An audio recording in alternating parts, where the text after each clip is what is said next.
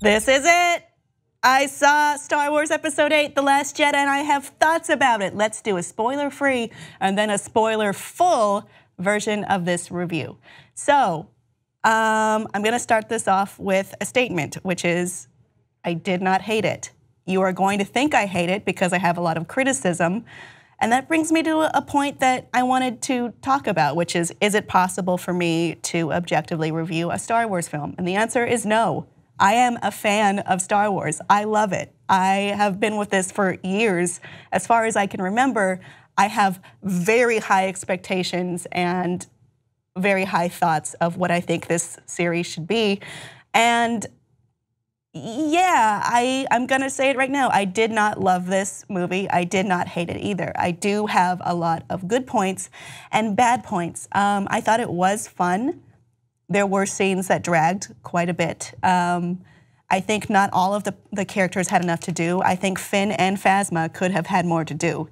I felt a little still after watching this, a little bit hollow. It just left me staring and going, well, that happened, and that's not usually how I feel after a Star Wars film. In Rogue One, I cried at the end, and I felt triumphant and sad and melancholy and victorious. At the end of Force Awakens, I was psyched out of my mind for what was going to happen next. But at the end of this one, I just felt like something's missing. This isn't the authentic Star Wars experience. What was gone? What did I miss? Did I misunderstand this as a fan? Which is possible, but there's always going to be different interpretations of how you watch a film and how you think of a film. I think this is one that may require another viewing, but over time I was able to ruminate on my thoughts of this. There were some surprises in this, and some very predictable things as well. We talked before about Rian Johnson addressing the part of humor in a Star Wars movie, and for that, I agree and I disagree. There were some very funny moments in this, but there were also some moments that I felt were more suitable for a Marvel or a Guardians of the Galaxy specifically film as opposed to Star Wars. I think a lot of times humor was injected where a line should have been allowed to sit and marinate and have its own weight and importance. And sometimes that was taken away by some throwaway comedy line, which, it works for some films, but I don't know if it's appropriate here. And that is as far as I can go without spoiling things specifically. Now we are going to enter the spoiler zone. There will be full scenes and characters dissected here. If you are not ready for that, pause it here. So, here we go. This will not go the way you think it does. I went into this thinking I wouldn't like the new characters, but I actually did.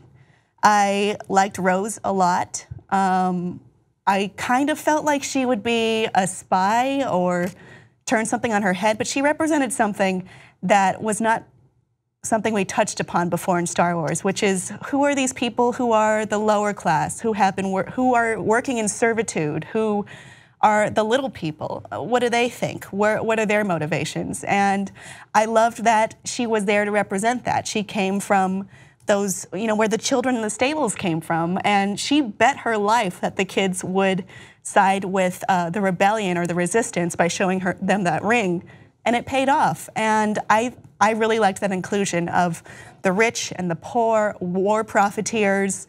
Where are people getting their armaments? Where are they getting their money? Because if you think about it, it's unlikely that someone is going to build it from the ground up, especially from a rebel base. Another new character, Admiral Hodo, she played an important part that I appreciated that we've never seen before in the Resistance, which was disagreement or different ways of solving a problem or getting through to the end, or different means to the end, as it were. And I appreciated that. I only wish she had freaking told Poe her plan, because if she had, he wouldn't have sent out Finn and Rose, and then most of their forces wouldn't have been killed for no reason.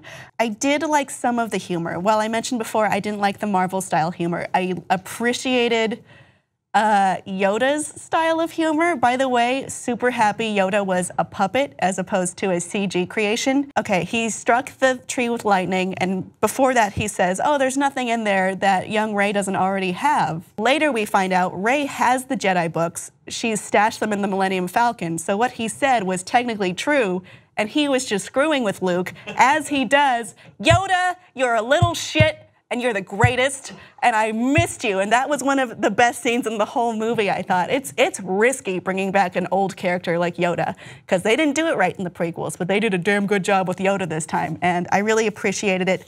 I thought he had two of the best lines, which were, "We are what they grow beyond. That is the true burden of masters.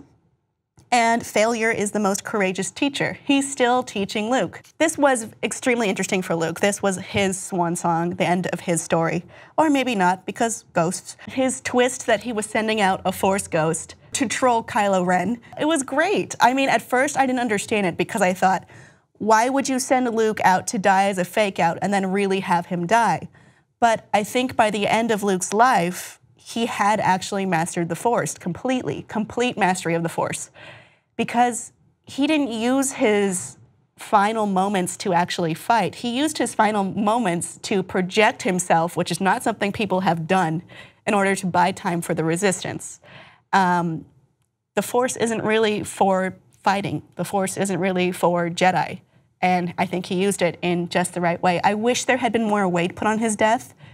And I wish we wouldn't have needed the button of Leia and Rey going, "I think Luke's gone now," you know? I would have appreciated it to be completely concise and solid in that moment and to have it, give it the gravity it deserves. Han didn't get the gravity he deserved when he died. And I thought this could have been a good opportunity to fix that, but it wasn't quite there. So BB-8 is at Mary Sue now because he can do anything at any time and has all the powers. He is a genius. He can control any machine. He can fix any machine. He can figure situations out very quickly. He can move very quickly. He can convince people to join their side. He can steal a ship. He can do anything. And I wish you hadn't done that with BB-8 because he's a fun character, but if you go too hard, people aren't gonna like that. There was also Leia's scene, which was, you know, when she got blown up out of the ship and it was a little bit of a fake out about, because we all know, and it all hurts for us still to know that Carrie Fisher is gone. She's dead. I don't know how they're going to address this after this. I have an idea. But we were all waiting for a realistic way to say goodbye to Leia. That was one of them. Maybe it would have made more sense for her to die in that moment. Maybe it would have made more sense for her to have the kamikaze scene that Holdo got. But she kind of Mary Poppins'd her way out of there, and it looked really goofy. I also have a problem with that because Leia doesn't have those kinds of Force powers. She has empathetic Force powers. We've never seen her do that before. So it just seemed to come out of nowhere, and the logistics of it weren't great. But otherwise, I think this movie was very well directed. I loved how they directed the scenes where Kylo Ren and Rey were connected through the Force because Rian Johnson was able to get across that these two are communicating in a way that to us as the audience felt like they were in the same room, though we knew they were not in the same room. And the way it was directed was masterful. The Jedi versus elite Snoke guards fighting scene was incredible. The Luke versus Kylo Ren scene, or Luke versus Kylo Ren scene, was very well edited. I liked these fights very much. I thought we would see more from Snoke, but I'm kind of on board with them just getting rid of him like that. Like, we don't need to know his whole story and his whole life and his mythos around him because he kind of doesn't matter. I mean, we'll move forward. I don't know if I buy Kylo Ren as the major epitome of all villains at this point because I know he's conflicted and I know he's confused, if not confusing. But they also couldn't make another Darth Vader, so there's got to be, they'd have to do something else because there was a lot of criticism about The Force Awakens borrowing too heavily from A New Hope, and they didn't want to do that again, and I totally see that. I felt like there was very low emotional weight with this. There weren't moments where I felt shocked or on the edge of my seat or like I was going to cry out of empathy for these characters. I just thought there could have been more there, and things were very close to landing perfectly for me, but they landed in a middle spot. I feel very much like I'm in a limbo right here, because while there were good scenes and there were ideas that I agree with, and there were moments that I felt were extremely authentic.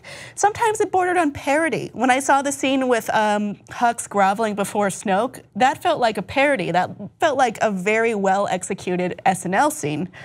I don't know if it belonged in this. There's something about this. I understand that what they have to do is they have to pivot this in a way that will appeal to a younger audience and be able to be sustainable for years and years and years. But I don't know if it's being handled the right way, and I don't know that I agree that this franchise is in hands of people who understand it and will steer it in the right direction. That's it again. Again, I don't hate this movie. Overall, I'd put it in the 7 to 8 range if I had to grade it, but it's good. It's not great. What are your thoughts? I strongly believe people will disagree with me on this, but this is what I believe personally. Please let us know in the comments, and please check us out. Tweet at us, Facebook us, we're there.